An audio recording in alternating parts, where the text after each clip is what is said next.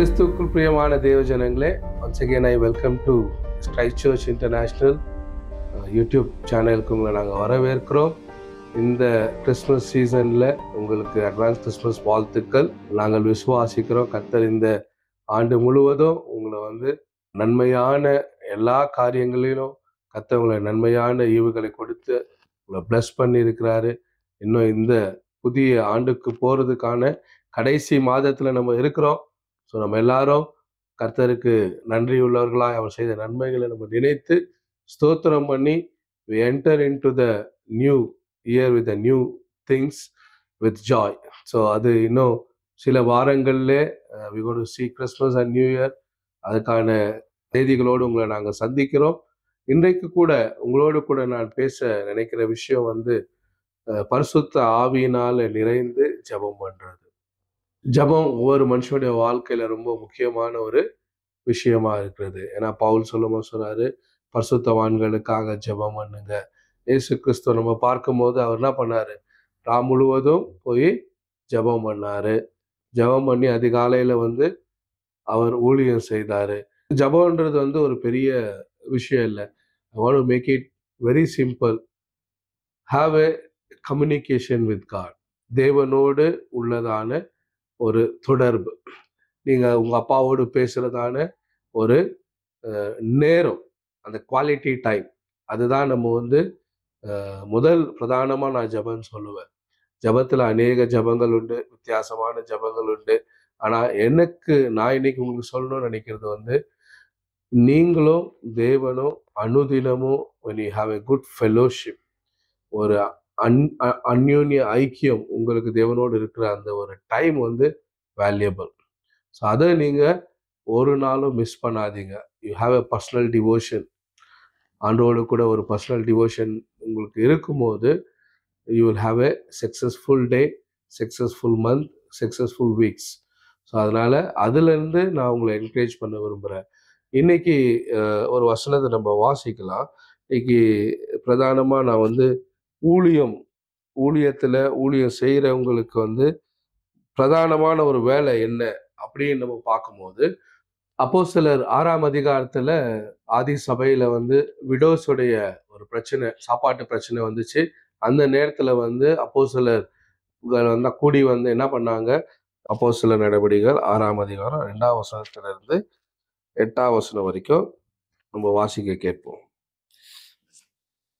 அப்பொழுது 12 சீஷர் கூட்டத்தை வரவழைத்து, நாங்கள் தேவ வசனத்தை போதியாமல் பந்தி விசாரணை செய்வது தகுதியல்ல. ஆதலால் சகோதரரே, பரிசுத்த ஆவியும் ஞானமும் நிறைந்து நற்சாட்சி பெற்றிருக்கிற 7 பேரை உங்களில் தெரிந்து கொள்ளுங்கள். அவர்கள் இந்த வேலைக்காக ஏற்படுத்துவோம். நாங்களோ ஜெபம் பண்ணுவதிலும் தேவ வசனத்தை போதிக்கிற ஊழியத்திலும் இடைவிடாமல் தரித்திருப்போம் என்றார்கள். இந்த யோசனை சபையார் எல்லாருக்கும் பிரியமாய் இருந்தது. அப்பொழுது விசுவாசமும் பரிசுத்த ஆவியும் நிறைந்தவனாகிய ஸ்தேவானையும் பிலிப்பையும் பிரெகோரையும் நிக்கானோரையும் தீமோனையும் பர்மேனாவையும் யூத மார்க்கத்து அமைந்தவனான அந்தியோகியா பட்டணத்தானாகிய நிக்கோலாவையும் தெரிந்து கொண்டு அவர்களை அப்போஸ்தலருக்கு முன்பாக நிறுத்தினார்கள். இவர்கள் ஜெபம் பண்ணி அவர்கள் மேல் கைகளை வைத்தார்கள். தேவ வசனம் விருத்தி அடைந்தது. சீஷருடைய தொகை எருசலேமில் மிகவும் பெருகிற்று. ஆசாரியர்களில் அநேகரும் விசுவாசித்து கீழ்ப்படிந்தார்கள். இந்த 6ஆம் அதிகாரம் 2ஆம் வசனத்துல நம்ம பார்க்கும்போது அவங்களுக்குள்ள ஒரு பிரச்சனை வந்தது, சாப்பாட்டு பிரச்சனை. அப்போ அப்போஸ்தலர் அந்த இடத்துல பேசும்போது பேதுரு சொல்றாரு, நாங்க பந்தி விசாரிக்கிற வேலையில உங்களோடு கூட டைம் ஸ்பெண்ட் பண்றது தகுதியா இராது அப்படின்னு அவர் சொல்லும் போது, நான் உங்களுக்கு சர்வ் பண்ண விரும்பலன்னு சொல்ல அவரு, நான் சாப்பாடு இல்லை பணிவிட வேலையை செய்ய மாட்டேன்னு அவர் சொல்ல, அவர் அந்த இடத்துல என்ன சொல்ல வர்றாருன்னா, எங்களுடைய பிரதானமான வேலை, எங்களுக்குன்னு இருக்கிற முக்கியமான வேலை என்ன, 3:4 நம்ம பார்க்குறோம். 4ஆம் வசனம், நாங்களோ ஜெபம் பண்ணுவதிலும் தேவ வசனத்தை போதிக்கிற ஊழியத்திலும் இடைவிடாமல் தரித்திருப்போம் என்றார்கள். இங்க நம்ம பார்க்குறோம் 12 பேர் அப்போஸ்தலர்கள் இந்த ப்ராப்ளம் அட்ரஸ் பண்ணும்போது அவங்க சொல்றாங்க, உங்களுக்கு பந்தி விசாரணை செய்கிறதற்கு உங்கள 7 பேரை நீங்க தெரிந்து கொள்ளுங்க அப்படின்னு சொல்றாங்க. ஏன்னா எங்களுடைய பிரதானமான வேலை வந்து ஜெபம் பண்ணுவதிலும் தேவ வசனத்தை போதிப்பதிலும் நாங்க உறுதியா தரித்திருப்போம்னு சொல்றாங்க. அப்போ இந்த வேலை பந்தி விசாரணை செய்யற வேலை கூட அவங்க எப்படிப்பட்ட குவாலிட்டியான ஜனங்களை கேட்குறாங்கன்னாக்கா, இந்த ஜனங்க எப்படிப்பட்டவங்களா இருக்கணுமா, பரிசுத்த ஆவியும் ஞானமும் நிறைந்து நற்சாட்சி பெற்றிருக்கிற 7 பேரை உங்களில் தெரிந்து கொள்ளுங்கள். பந்தி விசாரணை வேலை செய்யறதுக்கு பரிசுத்த ஆவியில நிறைந்து இருக்கணும், அவங்க ஞானம் உள்ளவர்களா இருக்கணும், நற்சாட்சி பெற்று இருக்கணும். நற்சாட்சி பெறுறதுன்னா அவ்வளோ பெரிய சபையில அவ்வளோ பெரிய க்ரௌட்ல வந்து அவங்க 7 பேரை மட்டும் ஓட் போட்டு இவங்க நல்ல நற்சாட்சி பெற்றவங்க, இவங்க பரிசுத்த ஆவியில நிறைந்திருக்காங்க, இவங்க ஞானம் உள்ளவர்கள் என்று அவங்கள வந்து அவங்க கண்டு கொள்ளணும்னா அவங்க லைஃப் ஸ்டைல் வந்து அவங்களுக்கு முன்னால என்னவா இருந்திருக்கும், அது வந்து வெளியரங்கமா இருந்திருக்கும். இந்த 7 பேருடைய லைஃப் ஸ்டைலை பார்க்கும்போது அவங்களுடைய கேரக்டர்ஸ் வந்து அவங்களுக்கு பிடித்ததா இருந்திருக்கும், சபை ஏற்றுக்கொள்ளக்கூடியதா இருந்திருக்கும். அப்படி இல்லைன்னா சீக்கிரமா 7 பேரை அவங்க என்ன பண்ண முடியாது, ஓட் போட முடியாது, தெரிந்து கொள்ள முடியாது. இன்னைக்கு கூட நம்முடைய வாழ்க்கையில நம்ம என்ன நினைக்கிறோம், நமக்கு வந்து உயர்வு வேணும், ப்ரொமோஷன் வேணும், நம்ம வந்து முன்னேறி போகணும்னு நினைக்கிறோம். ஆனா நான் உங்களுக்கு சொல்றேன், முதலாவது ஏசாமி சொன்னதுதான், அந்தரங்கத்தில் நீங்க ஜெபம் பண்ணுங்கள், பிதாவானவர் உங்களுக்கு வெளியரங்கமா பலனளிப்பாரு. அப்போ நம்முடைய ஒவ்வொரு குவாலிட்டி டைம் ஆண்டோடு நம்ம ஸ்பெண்ட் பண்ற அந்த குவாலிட்டி டைம் வந்து வீணா போவது கிடையாது. உங்களுடைய அந்தரங்கமான ஒரு ப்ரேயர் லைஃப், இல்லை உங்க தேவனோடு உள்ளதான அந்த ஒரு கம்யூனிகேஷன், உங்களை நீங்க அதுக்கான ஒரு நேரத்தை நீங்க கொடுத்து அதுக்கான ஒரு டைமை நீங்க ஒதுக்கும் போது கர்த்தர் அதை காண்கிறவரா இருக்கிறாரு. எந்த டைம்ல வேணா பண்ணலாம், இதுதான் ஹோலி டைம்னு கிடையாது. You can choose any time, but you have to have segregated time to be with your father. ஆண்டவரோடு கூட உங்களுக்கு ஒரு நேரத்தை நீங்க வந்து செலவழிக்கிறதுக்கு ஒரு ஒரு சமயத்தை நீங்க 24 மணி நேரத்துல நீங்க ஒரு டைமை நீங்க என்ன பண்ணணும், ஒதுக்கணும். அது உங்களுடைய கன்வீனியன்ட்டை பொறுத்து. ஆனா நீங்க அப்படி செய்யும் போது நீங்க என்ன பண்றீங்க, பிதாவோடு கூட பரிசுத்த ஆவியில நிறைந்து நீங்க ஜெபம் பண்ணி உங்களுடைய நற்கிரியை அது வந்து ஜனங்களுக்கு காணக்கூடியதா இருக்கு. ஏன்னா அப்போஸ்தலர் 10ஆம் அதிகாரம் 38ஆம் வசனத்தை பார்க்கிறோம். நசரேயனாகிய இயேசுவை தேவன் பரிசுத்த ஆவியினாலும் வல்லமையினாலும் அபிஷேகம் பண்ணினார். அவர் நன்மை செய்கிறவராய் சுற்றி திரிந்தார், பிசாசில் அகப்பட்ட யாவரையும் குணமாக்குகிறவராயும் அவரு சுற்றி திரிந்தார் நம்ம பார்க்கிறோம். அந்த வசனத்துல நம்ம பார்க்கிறபடி பரிசுத்த ஆவியில அவர் நிறைந்து அவர் என்ன பண்ணாரு, அவர் நன்மை செய்கிறவராயும் பிசாசில் அகப்பட்ட யாவரையும் அவர் விடுதலை ஆக்கினாரு. அப்போ உங்களுடைய பர்சனல் லைஃப்ல நீங்க ஆண்டவரோடு எவ்வளவு நீங்க ஐக்கியமா இருக்கீங்கன்றது வெளியரங்கமா ஜனங்க பார்ப்பாங்க. Your secret life reveals to the public life. உங்களுடைய தனிப்பட்ட வாழ்க்கையில நீங்க கொடுக்கிறதான நேரமோ சமயமோ ஆண்டவர் சமூகத்துல நீங்க இருக்கிறதான உங்களுடைய டைம் வந்து அது எப்படின்னா அது வெளியரங்கமா ஜனங்க பார்ப்பாங்க. யூ ஆர் சம்திங் ஸ்பெஷல், உங்களுக்குள்ள ஏதோ ஒரு வித்தியாசம் இருக்கு. அதுக்கு வந்து நான் உங்களை உற்சாகப்படுத்துறது என்னன்னா, எபேசியர் புஸ்தகத்துல இருந்து இன்னொரு வசனத்தை 5ஆம் அதிகாரம் 17ஆம் வசனத்துல இருந்து நம்ம வாசிக்க கேட்போம்.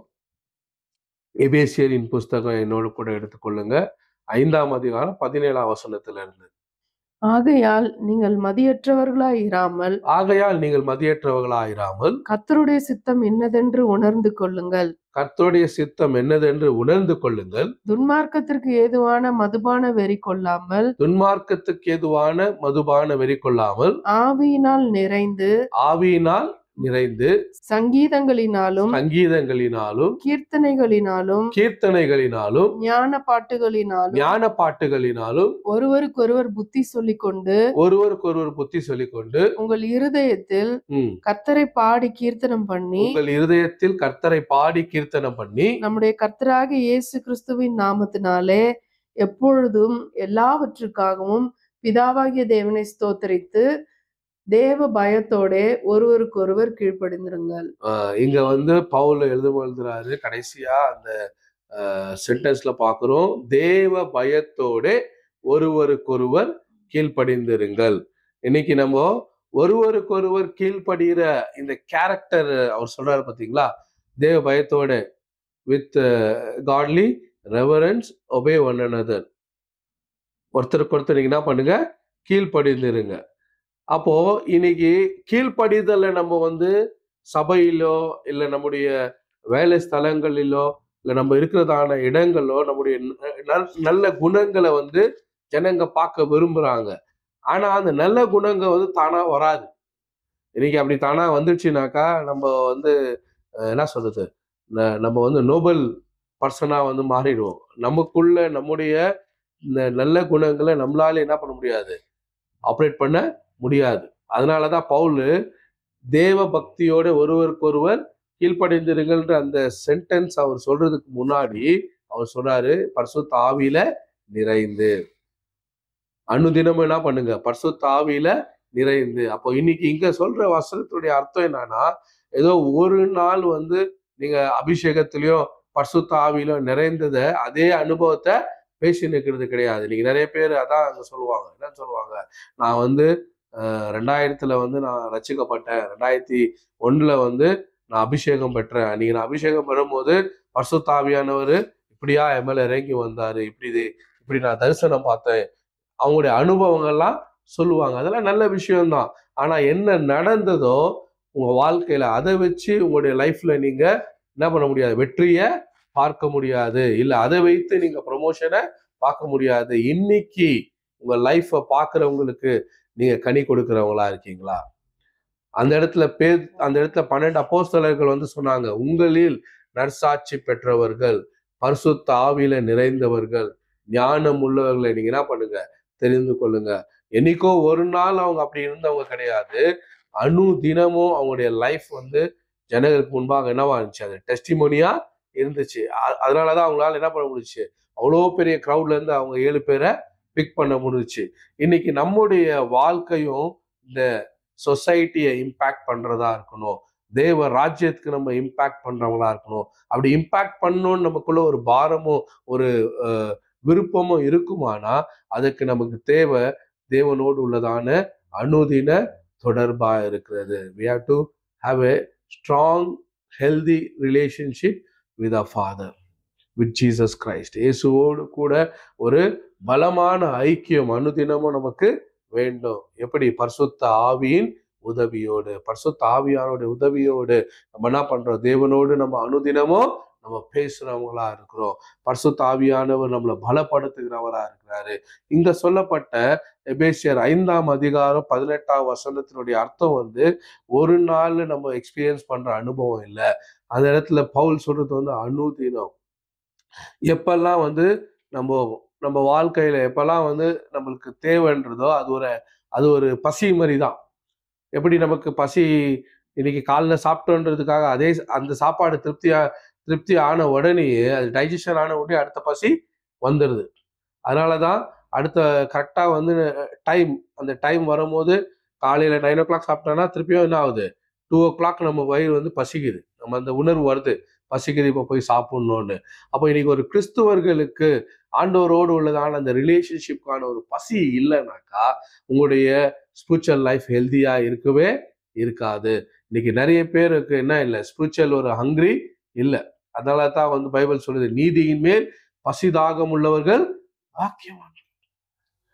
உங்களுக்குள்ள அந்த பசி தாகம் இருக்கு அப்படின்னா நிச்சயமா ஆண்டவர் உங்களை திருப்தி ஆக்குவாரு. உங்களுடைய ப்ரேயர் லைஃப் அது ஹெல்தியா இருக்கும். அந்த ப்ரேயர் லைஃப் உங்களை என்ன பண்ணும், உங்களை ஷைன் பண்ண வைக்கும். நீங்க கர்த்தருக்கு காத்திருக்கிறவர்கள் புதுபலன் அடைந்து கழுகளை போல சட்டைகள் அடைத்து உயர பரப்பார்கள் அப்படின்னு சொல்லி நம்ம ஏசாயா புஸ்தகத்துல 40ஆம் அதிகாரத்துல நம்ம பார்க்கிறோம். அப்போ அந்த இடத்துல ஏசாயா சொல்லும்போது சொல்றாரு, கர்த்தருக்கு காத்திருக்கிறவர்கள் புதுபலன் அடைவார்கள். அப்போஸ்தலர் 2ஆம் அதிகாரத்துல கூட நம்ம பார்க்கிறோம், அவங்க எல்லாம் மேல் வீட்டறையில காத்திருந்தாங்க. அப்போ சடதியாய் பரிசுத்த ஆவியானவர் என்ன பண்ணாரு, அந்த வீட்டு அறையில இறங்கி வந்தாரு. அவங்க இருந்த இடத்துல அக்கினிமயமான நாவுகள் போல் பிரிந்திருக்கிற நாவுகள் இறங்கி அவர்களை நிரப்பிற்று என்று பார்க்கிறோம். அப்போ waiting in a prayer class, ஒரு ஜப அறையில, ஒரு ஜப சிந்தையில தேவ பிரசன்னத்துல அமர்ந்து இருக்கிறதுன்றது இட் வில் பில்ட் யூ. அது உங்களை கட்டி எழுப்புகிறதா இருக்கிறது. அதனாலதான் நம்ம வந்து கொரிந்தியர் புஸ்தகத்துல கூட பவுல் சொல்றாரு, நீங்க அந்நிய பாஷையில என்ன பண்ணுங்க, நீங்க ஜெபம் பண்ணுங்க. ஏன்னா அந்நிய பாஷையில ஜெபிக்கிறவன் அவன் என்ன பண்றான், தனக்குத்தானே பக்தி விருத்தி உண்டாக ஜெபம் பண்ணுகிறான். அந்நிய பாஷையில பேசுகிறவன் பிறருக்கு பக்தி விருத்தி உண்டாக பேசுறது இல்ல, தனக்குத்தானே பக்தி விருத்தி உண்டாக. அப்போ எபேசியர் 5:18 அர்த்தத்தை நான் திருப்பி உங்களுக்கு சொல்ல வர்றது வந்து, it is a daily devotion. ஒவ்வொரு நாளும் பரிசுத்த ஆவியில நீங்க என்ன பண்ணணும், டைம் ஸ்பெண்ட் பண்ணணும். இன்னைக்கு வந்து பரிசுத்த ஆவியில வந்து உங்க நினைவு மாறணும், உங்க எண்ணங்கள் மாறணும், உங்க வார்த்தை மாறணும், உங்க பேச்சு மாறணும், உங்க பார்வை மாறணும். இதெல்லாம் வந்து ஒரு நாள் அனுபவத்துல மாறாது. அனுதினமும் உங்களுடைய ரீஃபில், உங்களுடைய டேங்கை நீங்க ரீஃபில் பண்ணதான் உங்களுடைய இமோஷன் மாறும், உங்களுடைய மைண்டு மாறும், உங்களுடைய பிஹேவியர் மாறும். ஒரு நாள் இதெல்லாம் மாறுந்த சுத்தி உள்ள ஜனங்க சொல்லுவாங்க, நல்ல மரம் நல்ல கனிகளை கொடுக்குது. அப்போ கெட்ட மரம் நிச்சயமா நல்ல கனிகளை கொடுக்கவே முடியாது. So your root will give a good fruit. அப்போ நம்ம ரூட் ஸ்ட்ராங்கா இருக்கணும்னா we have to spend quality time with the Lord. நம்முடைய ஆண்டவரோடு கூட நம்ம அனுதினமும் நேரத்தை செலவழிக்கணும். இன்னைக்கு நான் திருப்பியும் சொல்றேன், பவுல் வந்து இதை எழுதும் போது எழுதுறாரு, மனைவிகளே உங்க புருஷர்களுக்கு கீழ்ப்படியுங்கள். அதோட 22 பார்த்தா அது மேரேஜ் சப்ஜெக்ட பேசுறாரு, புருஷங்களுக்கு பேசுறாரு, மனைவிகளுக்கு பேசுறாரு. ஆனா இன்னைக்கு ஒரு ஹெல்தி மேரேஜா கூட நம்ம லைஃப் இல்லாததுக்கு காரணம் என்ன, நமக்குள்ள ஒரு பர்சனல் டிவோஷனல் ஃபேமிலி டைம் இல்லாததுனால. அப்போ இன்னைக்கு வந்து இத சொல்ற அட்வைஸ பவுல் சொல்றதுக்கு முன்னாடி எங்க இருந்து ஆரம்பிக்கிறாரு, பரிசுத்த ஆவியில நிறைந்து நீங்க என்ன பண்ணுங்க, சங்கீதத்தினாலும் கீர்த்தனைகளாலும் ஞான பாட்டுகளாலும் ஒருவருக்கொருவர் புத்தி சொல்லுங்க. ஏன், நீங்க ஒரு ஜப கிளாஸ்ல இருந்து, ஒரு ஜப அறையில இருந்து, பரிசுத்த ஆவி நிறைவுல இருந்து, when you are not full of the Holy Spirit, when you are not full of the presence of God, நீங்க பேசும்போது அது இல்லாம நீங்க போய் உங்க குடும்பத்துல நீங்க பேசினா கூட அங்க சமாதானத்தை நீங்க பார்க்க முடியாது. ஆனா எப்படிப்பட்ட ஒரு சுச்சுவேஷனா இருந்தாலும், சமாதானமே பண்ண முடியாத ஒரு சூழ்நிலையில கூட, when you are full of the Holy Spirit, when you really spend quality time with the Lord, அப்படி நீங்க ஆண்டவரோடு ஒரு நேரத்தை செலவழிச்சு அந்த பிரச்சனையை நீங்க கையாண்டு பாருங்க. அது கணவன் மனைவி பிரச்சனையா இருக்கட்டும், பிள்ளைகள் பிரச்சனையா இருக்கட்டும், இல்ல பிசினஸ் பிரச்சனையா இருக்கட்டும், எந்த சூழ்நிலையா இருந்தாலும் நீங்க இப்படி தேவனுடைய சமூகத்துல நேரத்தை செலவழித்து நீங்க அந்த இடத்துல போய் பாருங்க. உங்களுடைய குவாலிட்டி டைம் நீங்க கர்த்தரோடு நீங்க பண்ண விஷயம், ஜனங்க அதை பார்த்து அவங்க ஆச்சரியப்படுவாங்க. நீங்க பேசுற விஷயத்தினால அவங்க ரிப்பன்ட் ஆவாங்க. நீங்க பேசுற விஷயத்தினால அவங்களுக்கு வந்து சொல்யூஷன்ஸ் கிடைக்கும். நீங்க பேசுற விஷயத்தினால அந்த சூழ்நிலை மாறும். ஏன், because God will work for you. ஆண்டவர் உங்களுக்காக அந்த காரியத்தை செய்வாரு.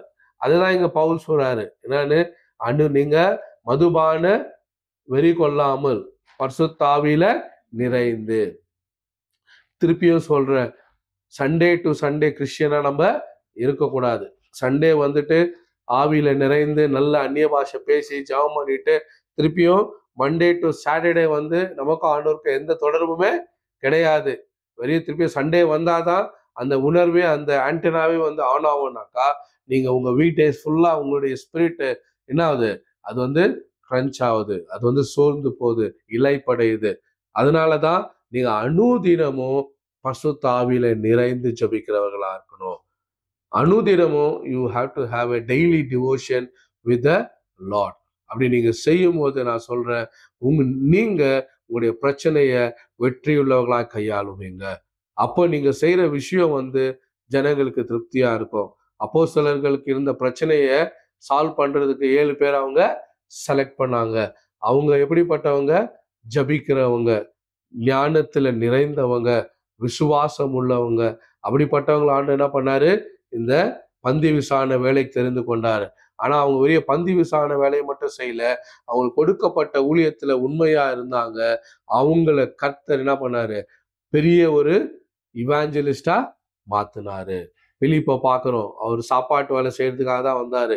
But when he had a secret encounter with the Lord, அவருக்கும் தேவனுக்கும் உள்ளதான அந்த ஒரு சீக்ரெட் என்கவுண்டர் என்ன பண்ணுச்சு, அந்த சபைக்குள்ள ஒரு பெரிய எழுப்புதல் வந்த உடனே பிலிப் என்ன பண்ணாரு, 8ஆம் அதிகாரத்துல பாக்குறோம், புறப்பட்டு போய் சமரியாவுக்கு சுவிசேஷத்தை பிரசங்கம் பண்ணாரு. இன்னைக்கு உங்க ஊழியத்துல கூட நான் சொல்றேன், நீங்க செய்யற ஊழியம் சின்னதா இருக்கலாம், பெருசா இருக்கலாம். அது வந்து பாத்ரூம் கழுவுற வேலையா இருக்கலாம், இல்ல நீங்க பந்தி விசாரணை செய்யற வேலையா இருக்கலாம், சேர் போடுற வேலையா இருக்கலாம். எதுவா இருந்தாலும் நீங்க அதை செய்யும் போது நீங்க தேவனை நீங்க தேவனுக்கு பயந்து கர்த்தருக்கு நீங்க ரெவரன்ஸோடு கூட மன மகிழ்ச்சியோடு கூட நீங்க ஜெபம் பண்ணி நீங்க அந்த வேலையை செஞ்சு பாருங்க. அந்த வேலை வந்து பணிவிட வேலையோடு ஆண்டவங்களை வைக்க மாட்டாரு. அந்த இடத்துல நீங்க பண்றதான விஷயம் உங்களுக்கு ப்ரமோஷனை கொண்டு வருகிறதா இருக்கிறது, ஊழியத்துல ஒரு உயர்வை கொண்டு வருகிறதா இருக்கிறது. ஸ்தேவானுக்கு கொடுத்ததான அந்த பணிவிட வேலை அது சின்னதா இருந்தாலும் அவர் அதுல he never take it for granted. இதுனா சாப்பாடு போடுற வேலை தானே, இதுக்காக என்ன நம்ம நிறைய ஜபிக்க வேண்டியது இருக்கு, இதுக்காக என்ன நம்ம டைம் ஸ்பெண்ட் பண்ண வேண்டியது இருக்குன்ட்டு ஸ்தேவானோ இல்ல பிலிப்போ யோசிச்சிருப்பாங்கன்னு எனக்கு தெரியல. ஏன்னா அவங்க அதிகமா பரிசுத்த ஆவியில நிறைந்தவர்களாய் ஜனங்க வந்து ரெக்கக்னைஸ் பண்ணாங்க.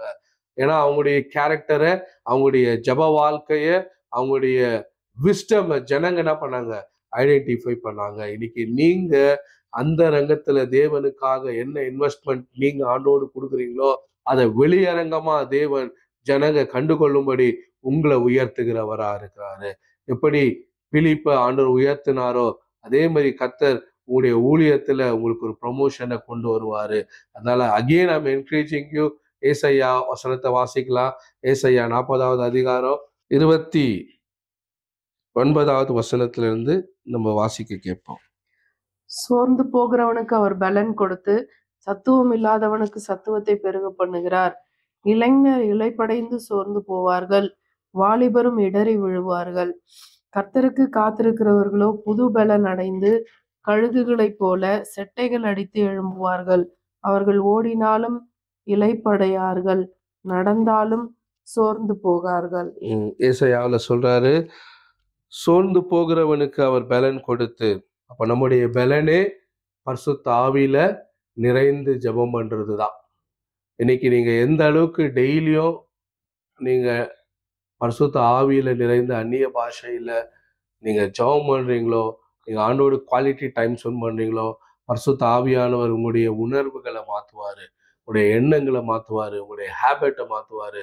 ஏன்னா அவர் தான் நம்மளை வந்து ரிப்பண்டன்ஸ்குள்ள நடத்துறது, அவர் தான் நம்முடைய கேரக்டரை மாத்துறது. நம்ம அவருக்கு இடம் கொடுக்கும் போது நம்முடைய ஆத்துமாவை, நம்முடைய உணர்வுகளை, நம்முடைய எண்ணங்களை ஆவியானவரை நீங்க கண்ட்ரோல் எடுத்துக்கோங்க. நான் பேசுற வார்த்தை, நான் பார்க்கிற காரியங்கள், நான் யோசிக்கிற எல்லாத்தையும் நீங்க கண்ட்ரோல் எடுத்துக்கங்க, என்ன நடத்துங்கன்னு சொல்லி நீங்க அவருக்கு உங்களை ஒப்பு கொடுக்கும் போது ஆண்டவர் நீங்க எதுல பலவீனமா இருக்கீங்களோ, சோர்ந்து போயிருக்கீங்களோ அதுல ஆண்டவர் புது பலனை கொடுக்கிறவரா இருக்கிறாரு. அதை மாற்றி உங்களை பலப்படுத்தி அவர் எப்படி உங்களை வந்து ப்ரமோஷன் பண்றாரு. நீங்க ஓடினாலும் நடந்தாலும் நீங்க என்ன பண்ண மாட்டீங்க, இலைப்படைய மாட்டீங்க, சோர்ந்து போக மாட்டீங்க. அதுக்கு ஒரு உதாரணம் சொல்லும் போது சொல்றாரு, ஏசாயா சொல்ற, நீங்க கழுகுகளை போல சட்டைகள் அடைத்து உயர பரப்பீர்கள். அப்ப கழுகுடைய விசேஷம் நிறைய பேருக்கு தெரியும். கழுகு வந்து யாரும் போக முடியாத ஹைட் அது போகக்கூடியதா இருக்கு. எல்லா பறவைகளிலுமே விசேஷித்த பறவை எது, கழுகுதான். அதுதான் வந்து எல்லா பறவையை விட ஒரு உயரமான ஸ்தலத்துக்கு அது போகக்கூடிய ஒரு பறவையா இருக்கு. இன்னொன்னு, கழுகு வந்து என்ன பண்ணாது, அது சட்டைகளை அடிக்காது. அது வந்து காத்து எந்த திசையில வீசுதோ அந்த திசையில அந்த கழுகுடைய ஸ்பீட் வந்து இருக்கும். அந்த காத்தினுடைய அந்த பலத்தை தன்னுடைய பலமா மாற்றிக்கொண்டு அது என்ன பண்ணும், அது பறக்கக்கூடியதா இருக்கும். அதே போலதான் நம்ம பரிசுத்த ஆவியாவுடைய கண்ட்ரோல்ல நம்ம ஜபத்துல உறுதியா தரித்திருக்கும் போது நம்ம போக முடியாத உயரத்துல ஆவியானவர் நம்மளை கொண்டு போகிறவரா இருக்கிறாரு. அவர் தான் நம்மளை பறக்க செய்கிறவரா இருக்கிறாரு. அந்த இடத்த இன்னொருத்தவங்க ரீச் பண்ண முடியலனாலும் நம்மள அவர் ரீச் பண்ண வைக்கிறவரா இருக்கிறாரு. அவரோடு நாம் பறக்க நம்ம ஆயத்தமா இருக்கும் போது, கழுகு எப்படி அந்த காற்றை தன்னுடைய பலனாய் கொண்டு பறக்கிறதோ, அந்த திசையை அதுக்கு சாதகமா அது எப்படி அது மாற்றிக்கொள்ளுகிறதோ, அதே போல பரிசுத்த ஆவியில நீங்க ஜெபம் பண்ணி, நீங்க அந்நிய பாஷையில ஜெபம் பண்ணி, டெய்லியும் ஒரு பர்சனல் டிவோஷன் தேவனோடு கூட நீங்க ஒரு ஹேபிட்டை நீங்க வளர்த்துக்கும் போது உங்களை நீங்க கனி கொடுக்கிறவங்களா ஆண்டவர் மாற்றுவாரு. உயர பறக்க ஆண்டவர் உதவி செய்வாரு. எல்லா காரியங்களிலும் நீங்க வெற்றியை காண ஆண்டவர் உதவி செய்வாரு. சோர்ந்து போற நேரங்கள்ல, பலவீனமான நேரங்கள்ல, இது என்னால முடியலன்னு நீங்க சொல்றதை விட நீங்க அவர்கிட்ட சொல்லி பாருங்க, ஆண்டவரே நீங்க எனக்கு உதவி செய்யுங்க. இது என்னால முடியல, ஆனா நீங்க எனக்கு உதவி செய்யுங்கன்னு சொல்றதுதான் பெரிய ஜபமே. ஜபம்ன்றது என்ன சொல்றது, ஒரு பெரிய ஒரு மலை கிடையாது. அதுக்கு ஒரு ஃபார்முலா கிடையாது. ஆஸ் யூ ஆர், நீங்க எப்படி இருக்கீங்களோ அப்படியே போய் உங்க அப்பாவோட நீங்க பேசுறீங்க. அந்த ஒரு என்கவுண்டர், அந்த ஒரு கம்யூனிகேஷன், அதுதான் ஆண்டவர் உங்களை உயர பறக்க உங்களை தூக்கி உங்களை பலப்படுத்துகிறவரா இருக்கிறாரு. ஸோ இப்படியா உங்களுடைய ஸ்பிரிச்சுவல் லைஃப்ல நீங்க எப்படி ஜெபம் பண்ணணுன்றதுக்கு ஒரு மெத்தட் கிடையாது. நிறைய பேர் சொல்லுவாங்க, முழங்கால் போட்டு ஜெபம் பண்ணுங்க, கைகளை உயர்த்தி ஜெபம் பண்ணுங்க, நீங்க அழுது ஜெபம் பண்ணுங்க. இதெல்லாம் அநேகருடைய வாழ்க்கையில பைபிள்ல நம்ம பார்க்கிறோம். இப்படிப்பட்ட ஜபங்கள்லாம் இருக்கு. ஆனா ஜபம் இப்படிதான் பண்ணோன்றது ஒன்றும் இல்லை. ஜபம்ன்றது டாக்கிங் வித் யுவர் டேட். உங்க அப்பாவோடு நீங்க பேசுறீங்க. ஆனா அதை டெய்லியும் பண்ணுங்க. அதுக்கான நேரத்தை கொடுங்க. அது உங்களை மாற்றும். அது எப்படி பண்றீங்கன்றது அது உங்களுடைய ஸ்டைல். நீங்க எங்க பண்றீங்கன்றது அது உங்க விருப்பம். ஆனா நீங்க பண்ணும்போது ஆண்டவர் உங்களை உயர பறக்க செய்கிறவரா இருக்கிறாரு. உங்களுடைய சூழ்நிலையை மாற்றுகிறவரா இருக்கிறாரு. உங்களை விசேஷித்தவர்களாய் உயர்த்துகிறவரா இருக்கிறாரு. நீங்க அதனால இன்னைக்கு டிசைட் பண்ணுங்க, டெய்லியும் ஒரு ஃபேமிலி டிவோஷனு, என்னுடைய பர்சனல் டிவோஷனை நான் இன்னும் அதிகமாக்கணும், என் லைஃப்பை நான் ஆண்டவருக்கு ரீடெடிகேட் பண்ணி நான் இதுல வளரணும்னு சொல்லி நீங்க ஆண்டவருக்கு ஒப்பு கொடுங்க. God will bless you. உங்களுக்காக நான் ஜெபம் பண்றேன். இதாவே இந்த வார்த்தையை கேட்டுக்கொண்டிருக்கிற ஒவ்வொருவருக்காக நான் ஜெபிக்கிறேன். பரிசுத்த ஆவியில நிறைந்து ஜெபிக்க கர்த்தர் உதவி செய்வீராக. எப்படி ஆண்டவரே தினமும் இவங்களுடைய ஆண்டவரே கப்பு, ஆண்டவரே எங்கெல்லாம் ஹோல் இருக்கோ அதெல்லாம் ஆண்டவரே ஆவியானவர் ஆண்டவரே அடைக்கும்படியாய் ஜெபிக்கிறையா. ஜெப கிளாஸ்ல இவங்க வரும்போது இவங்களுடைய கேரக்டர்கள் மாற்றப்படுவதாக. பரிசுத்த ஆவியில ஆண்டவரே அந்த அந்த ஓவன்ல இவங்க அந்த அந்த கிளாஸ்ல இவங்க இருக்கும்போது இவங்களுடைய ஆண்டவரே வாழ்க்கை மறுரூபப்படுவதாக. இவர்கள் அநேகருக்கு கனி கொடுக்கிறவர்களாய், இவர்கள் அநேகருடைய லைஃப்ல பிளஸ்ஸிங்காய் பரிசுத்த ஆவியானவர் கொண்டு போவீராக. கழுகுகளைப் போல உயர பறப்பார்களாக.